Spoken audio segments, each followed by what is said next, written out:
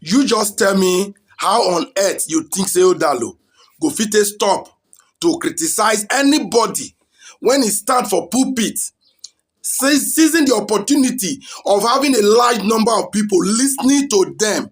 You too have the opportunity to address a congregant, and you use that opportunity to defraud them instead of teaching them rightly. See, people believe in you. That's why they gather to listen to you.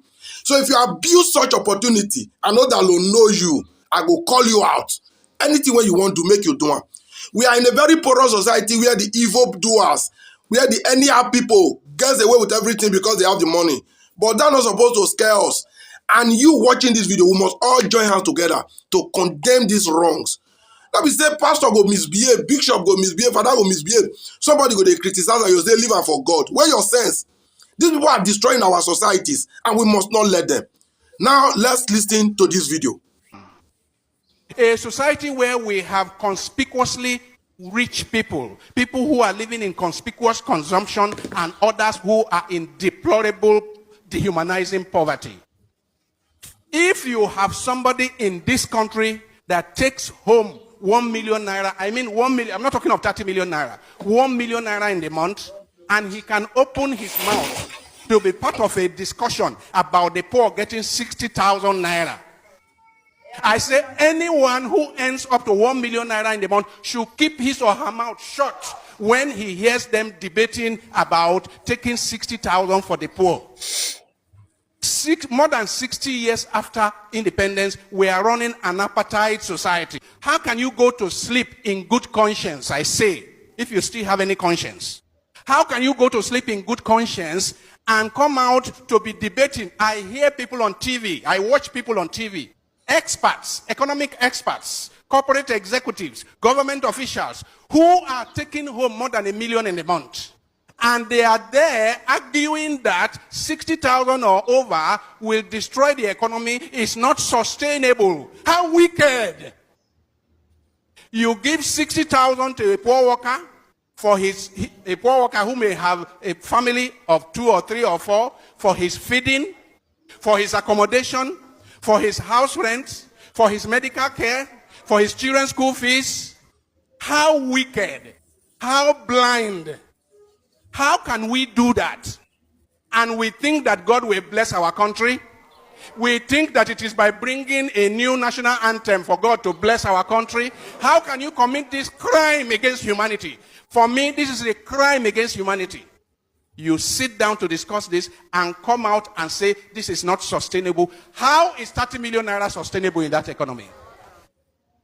How is it sustainable that the leader has 100 SUVs going with him to the airport? How is it sustainable? How is it sustainable that government leaders junket around the world? How is that sustainable? I say we are committing a crime against humanity. And if we do not repent and retrace our steps immediately, the revenge of the poor is at the corner. You churchgoer, you followers of a fake prophet, you followers, you believer of a fake pastor, fake man of God. What will happen if your man of God, if your prophet, if your daddy Gio always talks like the man you just saw in this video? What will happen? Will Nigeria not be a better place if people that have the voice, if people that have the opportunity to speak to power, speak like this Reverend Father? He just talked about politicians earning over a million and above, and they are against, or they have the effrontery to discuss somebody, a Nigerian worker, being paid 60,000 naira. That is how heartless our politicians have become. Somebody who earns in millions is telling you that when you pay a worker 60,000, that is not sustainable to the economy. But their 1 million above is sustainable. That is what the father is saying. Because of father like this, I know there are few individuals like this. That was why I said people preaching for the pulpit, 99% are fake. But somebody argued with me that it's 100% that they are all fake. No, I know this man. I know a certain prophet Issa Ebuba in Jos. These people talk to power. They speak the truth to power, and that is what we need. Workers are suffering in Nigeria, and no religious man of God is talking about it. The country is hard today. No pulpit bandit is talking about it. Instead, they are all concerned about it. Now, just look at this I'm displaying from another terrible person. This is supposed to be called an archbishop. Look at what he's telling the federal government. He said, deduct tithes from workers' salary. He said, deduct tithe directly from workers' salary. Archbishop beg government.